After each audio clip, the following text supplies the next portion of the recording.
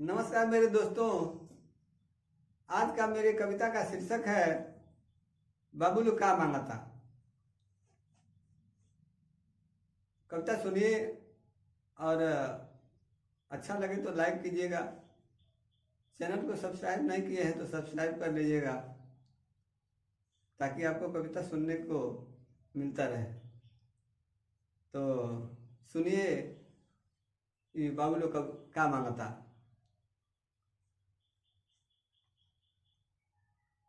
केहू नूर मंगता, केहू चूर मंगता, केहू केहू के चरण के धूर मंगता। तनी सुन ल, तनी सुन न बाबुलो का मंगता, तनी सुन ल। केहू अब मंगता, केहू तब मंगता, केहू थाती बजवन उ सब मंगता। तनी सुन ल, तनी सुन न बाबुलो का मंगता, तनी सुन ल। केहू आन मंगता, केहू शान मंगता, केहू रोजो उधारे तो पान मंगता। तनी सुन ल, तनी सुन न बाबुलो का मंगता, तनी सुन ल। केहू साँझ मंगता, केहू भोर मंगता, केहू रतिया के देखो जोर मंगता। तनी सुन ल, तनी सुन न बाबुलो का मंगता। केहू टेढ़ मांगता, केहू सोझ मांगता, जे परिकल बाबू तो रोज रोज मांगता। तनी सुन ल, तनी सुन न बाबुलो का मांगता, तनी सुन ल।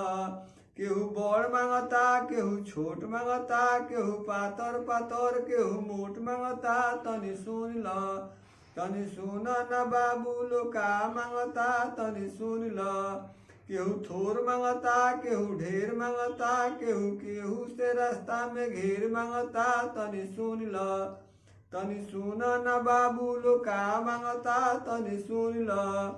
केहू अन्न मंगता, केहू धन मंगता, केहू केहू अपन जवन पसंद मंगता। तनी सुन ल, तनी सुन न बाबुलो का मंगता, तनी सुन ल।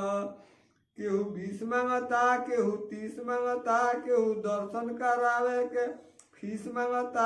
तनी सुन ल, तनी सुन न बाबुलो का मंगता, तनी सुन ल। केहू सूट मंगता, केहू बूट मंगता, केहू कुछ खरीदे में छूट मंगता। तनी सुन ल, तनी सुन न बाबुलो का मंगता, तनी सुन ल।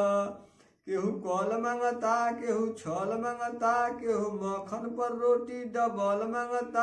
तनी सुन ल, तनी सुन न बाबुलो का मंगता, तनी सुन ल।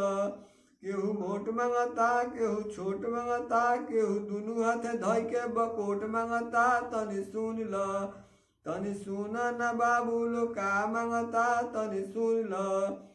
केहू तेज मंगता, केहू तेज मंगता, केहू कुर्सी या मेज मंगता, केहू शादी में पूरा दहेज मंगता। तनी सुन ल, तनी सुन न बाबुलो का मंगता, तनी सुन ल।